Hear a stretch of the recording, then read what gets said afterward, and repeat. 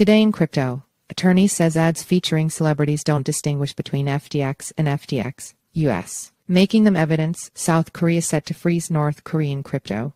Get your daily, bite-sized digest of cryptoasset and blockchain-related news, investigating the stories flying under the radar of today's crypto news, legal news. Ads, featuring Larry David, Tom Brady, and Gisele Bündchen, do not distinguish between FTX and FTX, US, and should therefore be included as evidence in the trial against Sam Bankman-Fried. Per a filing submitted by U.S. District Attorney Damian Williams, the ads and public statements that the defendant authorized make no such distinction. Celebrities are featured in advertisements describing FTX as a safe and easy way to get into crypto and showing customers using a device displaying the FTX logo, not the FTX, U.S. logo. FTX customers will testify that they were aware of these statements made at Bankman-Fried's direction, the document said, and they relied in part on them to trade on FTX or keep their funds on the platform.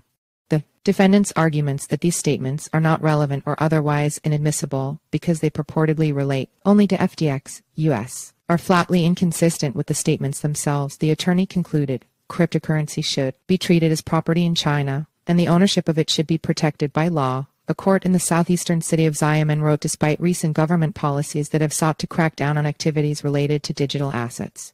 According to the South China Morning Post, the court argued that cryptocurrency is property because it has economic attributes, including usefulness and exchange value, which exists objectively as it circulates legally in overseas markets. A crypto owner's property rights should be protected except when the asset is used to commit crimes or was acquired through a crime, it said. Regulation news. South Korean government is reportedly planning to submit a bill that will track and freeze North Korean digital assets utilized to fund illicit weapons programs. According to the Korea Jungang Daily, citing government sources, the revised bill results from 10 months of consultations between different South Korean government ministries to add to the South's existing sanctions against the North. An earlier version of the bill was first announced by the National Intelligence Service (NIS) in November but was sent back for further revision on the orders of President Yoon Suk-yeol, who wanted it to contain practical measures to bolster national security, the report said. Exchange news. The London Stock Exchange Group LSEG reportedly has plans to launch a new blockchain-powered digital markets business. Murray Roos, the LSE Group's head of capital markets, told the Financial Times that the company had been examining the potential for a blockchain-powered trading venue for about a year. It reached an inflection point where it had decided to take the plans forward. Julia Hoggett, head of the London Stock Exchange, has been asked to spearhead the project. The idea is to use digital technology to make a process that is slicker, smoother, cheaper, and more transparent, and to have it regulated, Roos said. Ox entered the final stage of acquiring a virtual asset service provider VASP license in Hong Kong, according to the global chief commercial officer Lai Zhikai.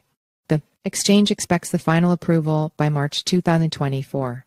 Lai Zhikai said in an interview that they are actively talking with the banks. They are now waiting to be issued a license and are preparing to start the business. Payments news. MoonPay UK officially launched as a registered cryptoasset business. Per the press release, MoonPay migrated its UK operations to MoonPay UK Limited on September 1. As a cryptoasset business registered by the Financial Conduct Authority (FCA), it unveiled two major shifts in its operation. It adapted to the newly imposed travel rule requirements, and it localized its services to align with the local regulatory requirements, it said.